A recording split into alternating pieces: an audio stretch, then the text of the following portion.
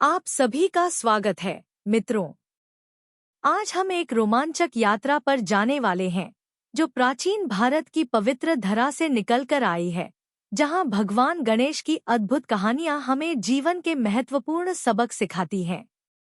गणेश जी की एक ऐसी ही रोचक कथा के साथ राजा गजासुर की कहानी का पहला भाग लेकर हम आपके सामने हैं। आइए शुरू करें। गजासुर राजा। गजासुर राक्षसों के राजा तारकासुर राजा के वंश से संबंधित था। गजासुर एक राक्षस राजा था जो हाथी के रूप में था। उसने तीनों लोकों पर विजय प्राप्त की और शासन किया। सोनितपुरम को अपनी राजधानी बनाकर गजासुर ने तीनों लोकों पर शासन किया और लोगों के साथ दुर्व्यवहार किया। उसने कभी भी समय पर चीजें नहीं होने दी। अनुष्ठान समय पर नहीं किए गए। लोग मौसम के अनुसार काम नहीं कर सके। ऐसी लापरवाही के कारण लोगों को बहुत कठिनाइयों का सामना करना पड़ा, विशेष रूप से फसल के समय। मृत्यु के राजा यम धर्मराज भी गजासुर से डरते थे। एक और भगवान शिव के एक अनन्य भक्त होने और उन्हें प्रतिदिन पूजने के बावजूद उन्होंने लोगों और साधुओं के साथ दुर्व्यवहार किया जो देवताओं की पूजा करते थे।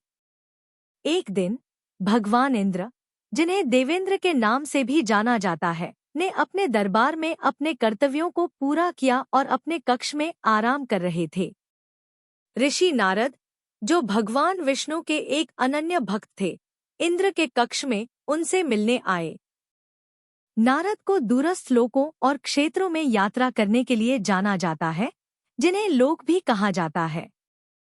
वह हमेशा नारायण का नाम जपते थे। वह तीनों लोकों की खबरें और ज्ञान लेकर आते थे।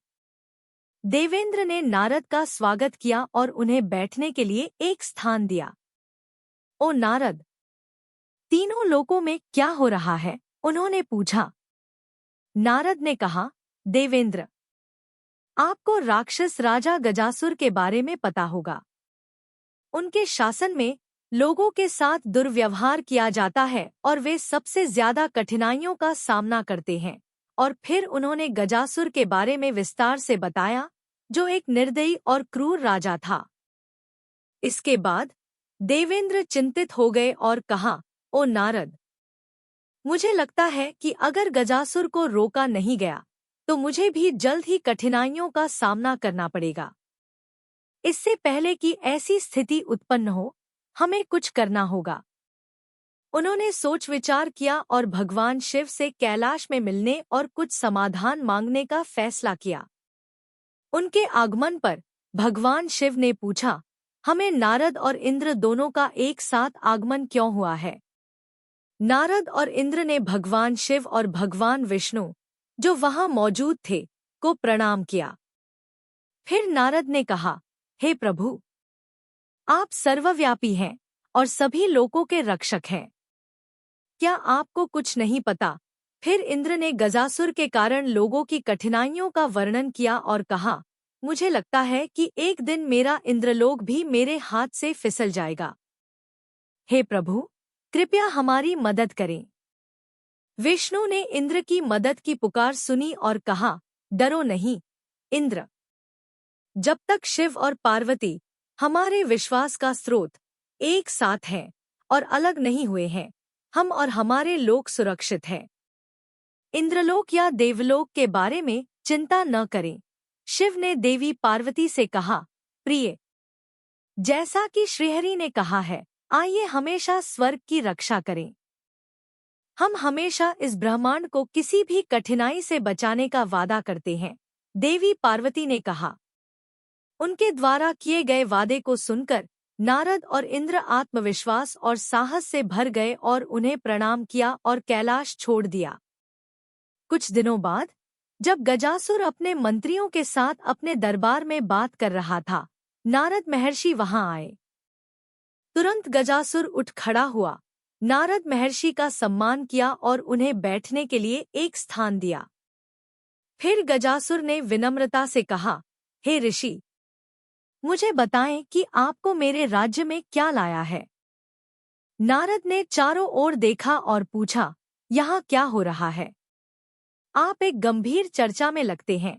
गजासुर ने अपने मंत्रियों को देखा और कहा, यह बैठक हमारे द्वारा शुरू किए जाने वाले युद्ध के बारे में है। हम यह चर्चा कर रहे थे कि कैसे हम सभी देवताओं को एक बार और सभी को नष्ट कर दें। फिर नारद मुस्कुराए और कहा, ओहो, एक और युद्ध बैठक। कैलाश में कुछ दिनों पहले एक समान बैठक हुई थी। गजासुर आश्चर्यचकित हो गया और कहा, कैलाश में एक समान बैठक? मुझे बताएं कि यह किस बारे में थी?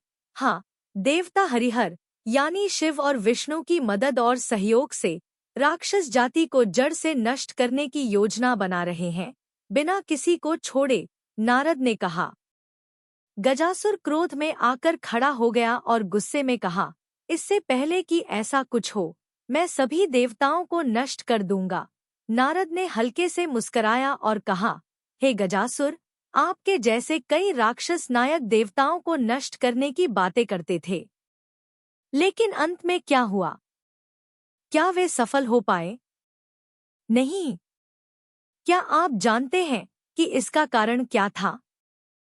सभी देवता नियमित रूप से और न्यायपूर्ण तरीके से रहते थे, इसलिए भाग्य हमेशा उनके साथ मुस्कुराता था और वे हमेशा सफल होते थे। गजासुर ने क्रोध में कहा, बस, मैं अपनी शक्ति से सभी देवताओं को न्यायपूर्ण मार्ग से विमुख कर दूंगा। फिर देखें कि वे कैसे सफल हो पाएंगे। आप इतने उत्तेजित और क्रोधित क्यों हैं? ऐसा करने का कोई मतलब नहीं है। जब तक देवी शक्ति, जो देवी पार्वती हैं, भगवान शिव के साथ हैं, कोई भी देवताओं को नुकसान नहीं पहुंचा सकता, नारद ने कहा। मैं अपनी पूरी ताकत से शिव को पार्वती से अलग कर दूंगा, गजासुर ने आत्मविश्वास से कहा। देवी पार्वती, शक्ति का अवतार, जब तक शिव के साथ है, आपकी शक्तियां व्यर्थ हैं, नारद ने कहा। फिर गजासुर ने एक पल सोचा और कहा, अगर मैं अपनी शक्ति और शक्ति से ऐसा नहीं कर सकता, तो मैं भक्ति से ऐसा करूंगा। नारद ने कहा, तथास्तु।